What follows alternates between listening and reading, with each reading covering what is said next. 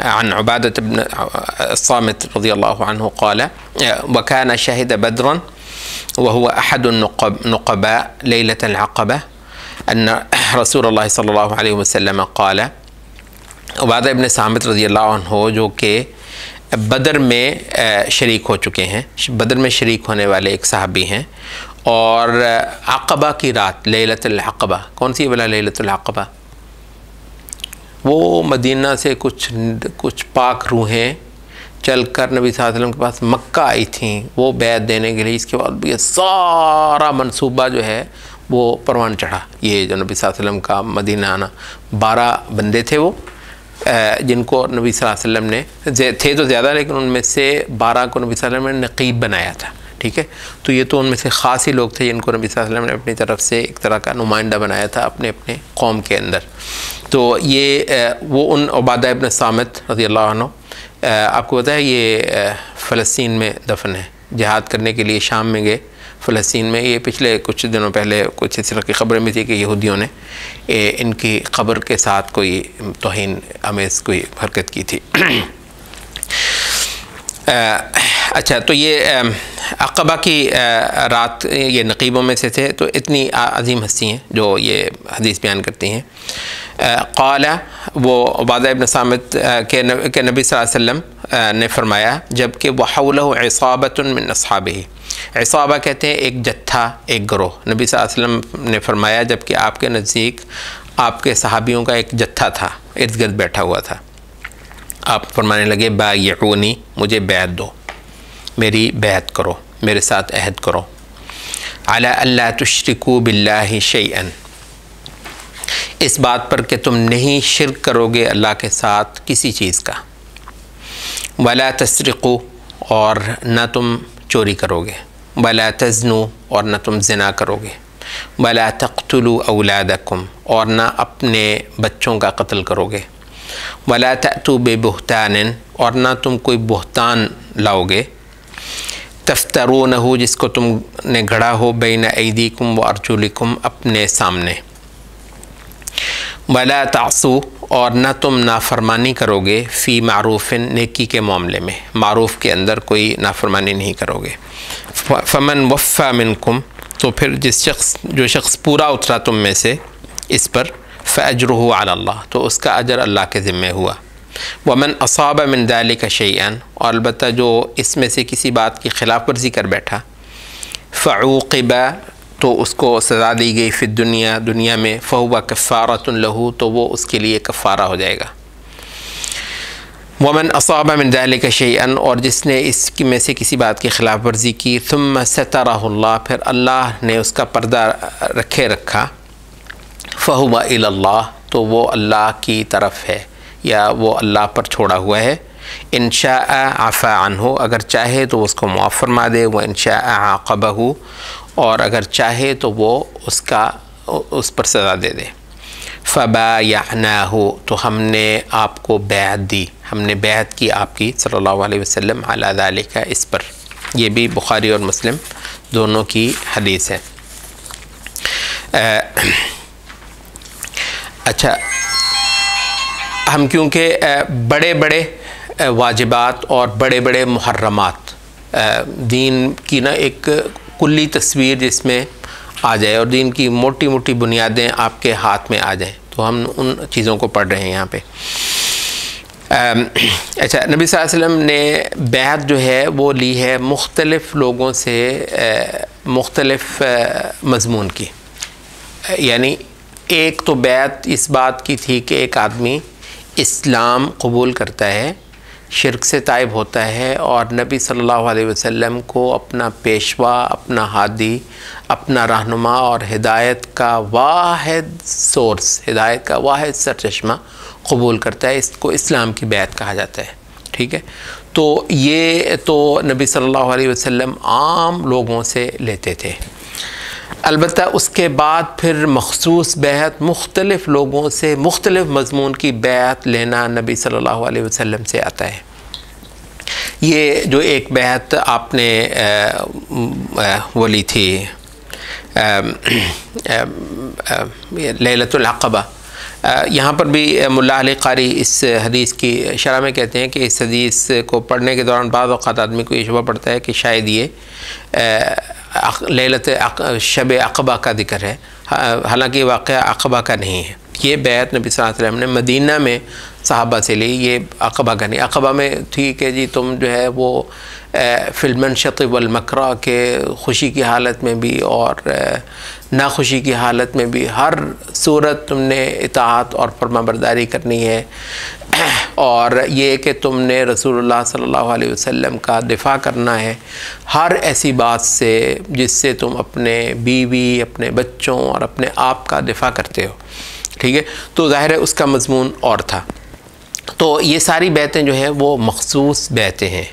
اور وہ نبی صلی اللہ علیہ وسلم نے اپنے ان صحابہ کی حیثیت مقام دیکھ کر ان سے بیعت لی۔ آپ کو پتہ ہے بعض صحابہ، سارے صحابہ سے نہیں، بعض صحابہ سے نبی صلی اللہ علیہ وسلم نے اس بات کی بھی بیعت لی کہ وہ کسی سے کچھ نہیں مانگیں گے، کسی سے سوال نہیں کریں گے۔ یہ نہیں کہ یہ مانگنے مطلب ہے پیسے روپے کے حوالے سے، کچھ کسی سے تقاضا نہیں کریں گے۔ اور ان صحابہ میں سے آتا ہے کہ وہ بوڑھے بھی ہو گئے اور یہ حالت ہوتی تھی کہ کبھی گھوڑے پر چڑھے ہوئے ہیں اور ہاتھ سے کوڑا گر گیا تو بالکل پاس کھڑے ہوئے بندے کو بھی نہیں کہہ رہے یار پکڑانا ذرا، اترتے ہیں اور اتر کر خود اٹھاتے ہیں۔ نبی صلی اللہ علیہ وسلم نے مطلب سٹینڈرڈز ہی ہیں نا نبی صلی اللہ علیہ وسلم نے۔ اب یہ ہے کہ جیسے جیسے کسی میں دم خم زیادہ تھا ویسے ویسے اس کو بہت بہت زبردست باتوں کا پابند کر دیا تاکہ اسلام میں اعلیٰ سے اعلیٰ نمونے جو ہیں وہ ہو جائیں، اور جتنا پھر کسی میں ہم بعد میں آنے والے جتنا ان کی پیروی کر سکیں، جتنا کسی میں ہو تو وہ کر لیں۔ البتہ اسلام میں نمونہ اعلیٰ سے اعلیٰ نبی صلی اللہ علیہ وسلم کی تربیت یافتہ صحابہ میں اعلیٰ سے اعلیٰ نمونے پائے گئے ہیں ہر انداز میں۔ تو اس وجہ سے یہ ساری جو بیعتیں ہیں یہ مخصوص بیعتیں ہیں۔ ایک جو بیعت ہے جو عام بیعت ہے وہ وہی ہے جس کو ہم اسلام کی بیعت کہتے ہیں۔ یہاں پر ایک مسئلہ، اس کی ہم تفصیل میں یہاں پر نہیں جائیں گے، وہ ہے بیعت کا مسئلہ۔ جو اصل یہ ہے کہ بیعت رسول اللہ صلی اللہ علیہ وسلم نے ہی لی ہے۔ اچھا، اس کے بعد جو بیعت کا جو معاملہ مسلمانوں میں معروف رہا ہے وہ یہ ہے کہ مسلمانوں کا خلیفہ، یا پھر جب خلافت کمزور ہو گئی اور اس کے بعد علاقائی امراء جو ہیں وہ خلیفہ کے نائب یا قائم مقام کے طور پر ہونے لگے تو پھر ان کی بیعت، مگر حاکم کی بیعت۔ تو ایک تو ہے رسول اللہ صلی اللہ علیہ وسلم کے ہاتھ پر بیعت، اس کے بعد جو مسلمانوں میں معروف ہیں وہ حاکم کی بیعت ہے، ٹھیک ہے۔ اس کے علاوہ مسلمانوں میں کوئی ایسا باقاعدہ عمل جو بیعت کرنے کا تم نے بیعت نہیں کی وہ نہیں ہے۔ اچھا، وہ جو حدیث ایک مشہور ہے کہ جو بندہ مرا اور اس کے گردن میں کوئی بیعت نہ ہوئی تو وہ جاہلیت کی موت مرے گا، تو وہ بھی دراصل کون سی بیعت ہے؟ وہ وہی بیعت ہے جو اس مسلمانوں کے اجتماعی نظم کی بیعت ہوتی ہے، جس کو اصل میں امیر المومنین، خلیفہ یا اس کا قائم مقام کسی نہ کسی حیثیت میں ہو، جیسے کسی علاقے کا جو ہے مسلمانوں کا حاکم امیر ہو گیا، تو اس کو ہم کہتے ہیں کہ جی ہاں اجتماعی نظم کے بغیر اگر آپ کا خیال ہے کہ محض نماز، روزہ اور ذکر اذکار جو ہیں اس سے وہ خدا کا وہ پورا تقاضا جو تم سے تھا وہ ہو گیا، تو یہ غلط ہے۔ بلکہ نماز، روزہ، حج، زکوٰۃ کے ساتھ ساتھ تم نے مسلمانوں کے ایک اجتماعی عمل کا بھی حصہ بننا ہے جس میں کروڑوں انسانوں کی قوت کنسولیڈیٹ ہو کے ایک جگہ مجتمع ہوتی ہے اور باطل کا منہ توڑتی ہے۔ ایسی ایک قوت بننا جو ہے وہ ضروری ہے۔ تو یہ دو بیعتیں بالعموم ہمیں دین کے اندر ملتی ہیں، یہ چیز بالکل معلوم ہے اسلام کی۔ ایک نبی صلی اللہ علیہ وسلم کی بطور رسول آپ کی بیعت کرنا مسلمانوں کا، اور ایک نبی صلی اللہ علیہ وسلم کے بعد خلیفۃ المسلمین یا اس کا جو بھی کوئی قائم مقام کسی نہ کسی حیثیت میں ہو سکتا ہے اس کی بیعت کرنا۔ البتہ یہ ہے کہ ایک بیعت ہے محض لغوی معنی میں، ٹھیک ہے۔ بیعت کا لغوی معنی کیا ہے؟ محض کسی کے ساتھ عہد کرنا، کسی کو وعدہ دینا، اس کو بیعت کہتے ہیں۔ یہ بالکل ایک سمبولک ہے کہ آپ نے ہاتھ میں ہاتھ دے لیا نہیں دیا، اس سے کوئی بڑی بات نہیں۔ اصل کیا ہے؟ بیعت کا مطلب ہے پلیج۔ بیعت کا مطلب ہے ایک بڑا سولم قسم کا ایک اتفاق کسی کے ساتھ کرنا، عہد کرنا، کووننٹ۔ تو کووننٹ، عہد، میثاق، اس کو بیعت کہتے ہیں۔ اچھا، اس معنی میں ایک بالکل اس کو باقاعدہ شرعی مسئلہ بنا کر نہیں کہ یہ دین کی کوئی ایسی بات ہو جس نے نہیں کیا پتہ نہیں اس کے ہاتھ سے کیا چھوٹا ہوا ہے، اور جس نے کر لیا اس نے گویا دین کے کسی باقاعدہ فرض پر اور دین کے کسی باقاعدہ مقرر کیے ہوئے عمل پر اس نے عمل کر لیا، وہ چیز نہیں، بلکہ ایک محض ایک ضرورت کے طور پر یہ ہوتا رہا ہے کہ بہت سارے مربی، بہت سارے مرشد، ارشاد کرنے والے، لوگوں کا تزکیہ کرنے والے، وہ جو ہے لوگوں سے بات چیز میں لیتے ہیں، بھئی تم نے میرے ساتھ وعدہ کرنا ہے بیٹا کبھی چوری نہیں کرنی، جی میں وعدہ کرتا ہوں، بیٹا کبھی نماز نہیں چھوڑنی، جی استاد جی کبھی انشاءاللہ میں نماز نہیں چھوڑوں گا،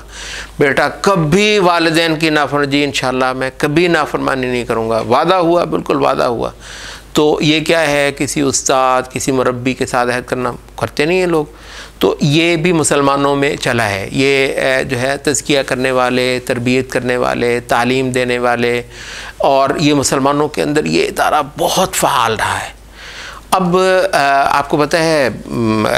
یہ افراط اور تفریط تو کوئی چیز ایسی ہے جس کے اندر افراط اور تفریط نہ ہو، آ جائے وہ انسانوں کے ہاتھ میں اور اس میں افراط اور تفریط نہ ہو، یہ تو وہی نہیں، اچھی سے اچھی چیز کا جو حشر کرتے ہیں ماشاءاللہ وہ تو پھر ہے۔ تو ایک چیز ہے فی اصل ہی اس کے اندر کوئی ایسی برائی نہیں ہے، مگر وہ اپنی بعض صورتوں کے اندر بہت بہت بری بھی ہوتی ہے۔ اب یہ ایک الگ کہانی، اس کے اندر ہم نہیں جائیں گے، ٹھیک ہے، تو اس کی تفصیل ہے بہت ساری کچھ اور، ہم اس میں نہیں جائیں گے۔ تو اگر بیعت بھائی یہ جس کو ارشاد کی بیعت کہتے ہیں، اگر وہ ایک غیر رسمی انداز کی ہو، اس کو شریعت کا مسئلہ نہ بنایا گیا ہو، یہ نہیں ہے کہ مطلب پتہ نہیں فلاں مسئلہ مجھ سے چھوٹا ہوا ابھی تک میں نے نہیں کیا، یہ وہ بات نہیں ہے، بلکہ یہ ہے کہ یہ محض ایک تعلیم کے عمل میں آپ نے کسی استاد کو کوئی عہد دیا ہے تو انشاءاللہ العزیز اس میں کوئی مسئلہ نہیں ہے، وہ شریعت کی کوئی عمل باقاعدہ نہیں تھا۔ اچھا، تو یہاں پر اب ہم اس کے متن پہ آ جاتے ہیں۔ تو یہاں پر جو کچھ موٹی موٹی چیزیں جن کا پابند نبی صلی اللہ علیہ وسلم نے کیا اور باقاعدہ اس پر پختہ کیا کہ یہ مجھے تم نے ہر حال میں دینی ہے، تو وہ کیا ہے؟ وہ یہ ہے کہ ایک تو اللہ تعالیٰ کے ساتھ شرک نہیں کرنا، دوسرا جو ہے وہ چوری نہیں کرنی، چوری جو ہے یہ ایک مالی جرم ہے، شرک ایک عقیدے کا جرم ہے، عقیدے کے اندر جرم نہیں کرنا، مالیات کے اندر جرم نہیں کرنا، ولا تزنو، اور جنسی اعمال کے اندر جرم نہیں کرنا، ٹھیک ہے، یہ ایک جنسی جرم ہے، ولا تقتلوا اولادکم، اور جو یہ پیک ہے کہ قتل کرنا، اور پھر قتل میں بھی اپنی اولاد ہی کو قتل کرنا، جو کہ جاہلیت کی ایک رسم تھی کہ وہ اپنے بچیوں کو درگور کر دیتے تھے، تو اس سے نبی صلی اللہ علیہ وسلم نے مسلمانوں کو تائب کروایا اور اس پر پختہ کروایا۔ لیکن یہ ہے کہ جو فی نفس ہی یہ ذکر ہے وہ ہے قتل کا، کہ قتل فی نفس ہی ایک جرم ہے۔ تو یہ دراصل گناہوں کے مختلف جو ہے نا وہ چیپٹرز ہیں۔ تو زنا جو ہے ایک کلائمیکس ہے، جب جنسی کرپشن ایک آخری درجے کی چلی جاتی ہے تو آپ زنا کرتے ہیں، اس سے کم جو ہے وہ سارے ہی منع ہے۔ جو عقائدی کرپشن ہے وہ جب انتہا پہ چلی جاتی ہے تو آپ شرک کر لیتے ہیں، مگر اس سے کم کے جو بھی چیزیں ہیں وہ دراصل اس کی طرف کو آپ کو لے کر جانے والی ہوتی ہیں، تو ان کو راستوں کو زیادہ سے زیادہ بند کرنا ہوتا ہے۔ تو اس وجہ سے بدعات سے ہی ہم روکتے ہیں تاکہ شرک کی نوبت نہ آ جائے۔ اچھا، وہ امام نے قیم کہتے ہیں کہ یہ جو زیادتی ہے انسانوں پر، اس کے لیے اس کا کلائمیکس کے طور پر قتل کا لفظ آتا ہے احادیث کے اندر کہ قتل تم نے نہیں کرنا، کیونکہ یہ جو انسانوں کے ساتھ زیادتی اور ان پر تکبر اور ان پر چڑھنا اور ان کا حق مارنا، تو یہ ہوتے ہوتے جب اس میں آخری درجہ آئے گا تو آپ اس کو قتل کر دیں گے۔ تو کہتے ہیں جو غضب ہے بنیادی طور پر، جو غصے ہونا، تو دراصل یہ ایک ہی چیز ہے، غصے میں ہونا، زیادتی کرنا، کسی کو نقصان پہنچانا، اور جس کی آخری حد یہ ہے کہ آپ اس کو قتل کر دیں۔ تو یہ گناہوں کے مختلف روٹ ہیں جو ان حدیثوں کے اندر آپ نے دیکھا بیان کیا، ایک عقائدی، ایک مالیاتی، ایک جنسی، اور ایک معاملے کے اندر جو زیادتی وغیرہ لوگوں پر نہ کرنا۔ وَلَا تَأْتُوا بِبُهْتَانٍ تَفْتَرُونَهُ بَيْنَ أَيْدِيكُمْ۔ اچھا، یہ جو سلینڈر ہے، بہتان ہے، جھوٹ لوگوں پر گھڑنا، لوگوں کو ڈیفیم کرنا، یہ وہ ہے جس کو آپ کہتے ہیں یہ ابلاغی کرپشن ہے، ٹھیک ہے۔ گفتگو کے اندر آپ جو ہے وہ لوگوں کو نقصان پہنچاتے ہیں، تو اس کی آخری حد یہ ہے کہ آپ لوگوں پر بالکل ہی بہتان جڑ دیتے ہیں۔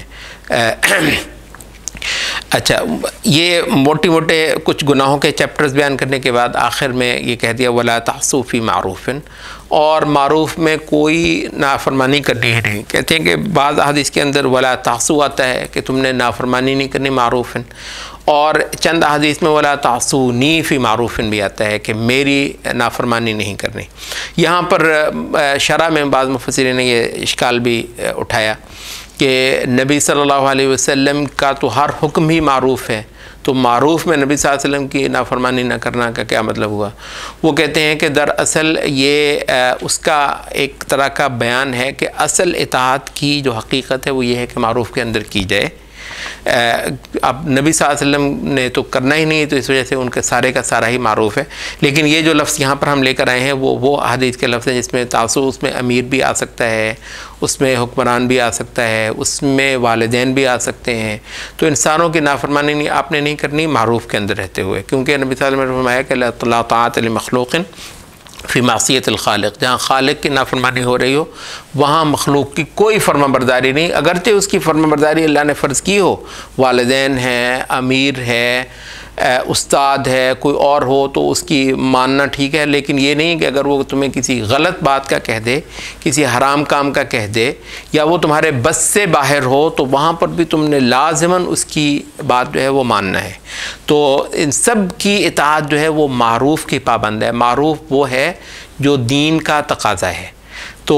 مطلب بعضوں نے یہ بھی کہا کہ نبی صلی اللہ علیہ وسلم کے حوالے سے اگر بات ہو رہی ہے تو وہ یہ ہے کہ جس وقت آپ کی استطاعت نہیں ہے تو آپ کے حق میں وہ معروف نہیں ہے۔ نبی صلی اللہ علیہ وسلم نے تو ایک بات کا حکم دیا ہوا ہے عمومی انداز میں، مگر خاص آپ کے لیے اس سچویشن کے اندر ہو سکتا ہے وہ دین کا تقاضا نہ ہو کیونکہ آپ کو اس کی استطاعت نہیں ہے وغیرہ وغیرہ۔ اچھا، تو کہا کہ دیکھو یہ اتنی موٹی موٹی باتیں تم اگر ان کی پابندی کر لو تو جو اس پر رہے گا انشاءاللہ اس کا اجر ذمہ اللہ، نبی صلی اللہ علیہ وسلم اس کی یقین دہانی فرما رہے ہیں۔ یہ اعمال بھی کرنے ہیں پھر بھی جو ہے پتہ نہیں ہے یہ کیا بات ہوئی، انشاءاللہ اگر ان پر پورا اترتے ہیں تو اللہ کا پر اس کا اجر اللہ کے ذمے یقینی طور پر ہے۔ اور اگر اس کی خلاف ورزی اگر کسی نے کر لی تو اس کی دو صورتیں ہیں، یا تو یہ ہے کہ دنیا میں اس کو سزا مل جائے، ایک تو یہی جو حدود وغیرہ ہوتی ہیں اسلامی شرعی عدالت میں کسی کو اس پر سزا مل جائے، یا یہ ہے کہ ویسے دنیا کے اندر کسی پر کوئی آفت آ گئی، مصیبت آ گئی، پریشانی آ گئی، تو دراصل یہ ان چیزوں کا کفارہ ہے، تو وہ کفارہ ہو گیا۔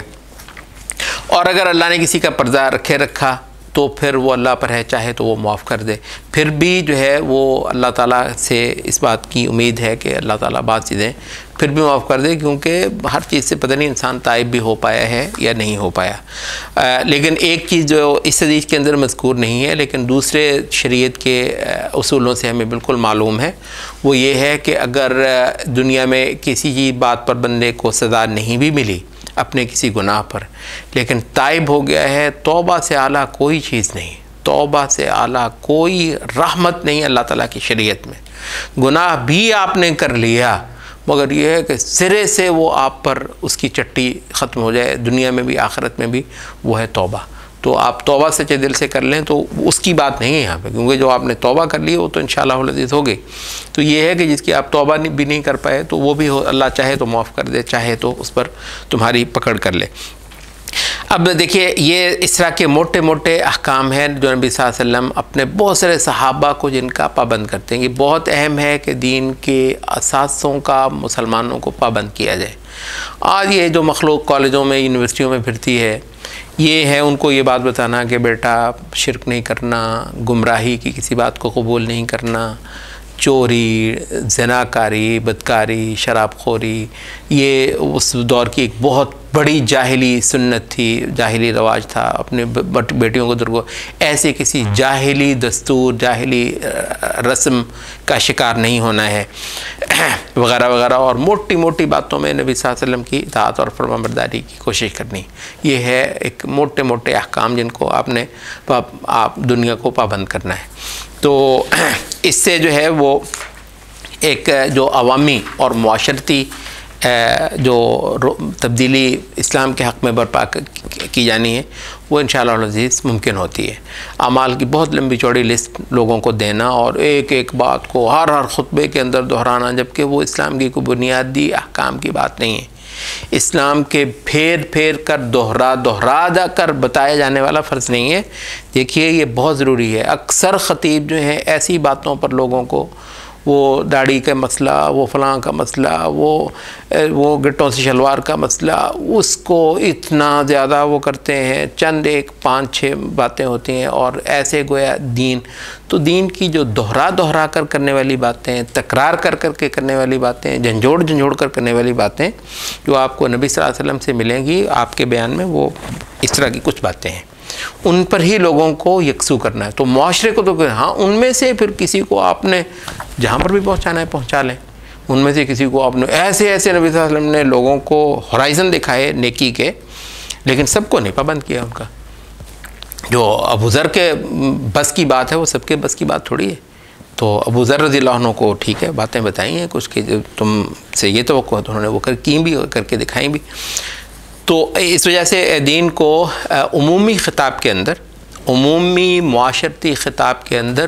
دین کو اس کے موٹے موٹے احکام ہی کے اندر رکھنا اور اسی پر ہی لوگوں کو پختہ کرنا، جس میں یا آپ دیکھیں گے یا بنیادی عقائد ہیں، یا بنیادی اخلاقیات ہیں، یا بنیادی عبادات ہیں، اور بس۔ تو انشاءاللہ العزیز یہ ایک اسلامی کردار کو جو ہے وہ قائم کرنے کے لیے ضروری ہے۔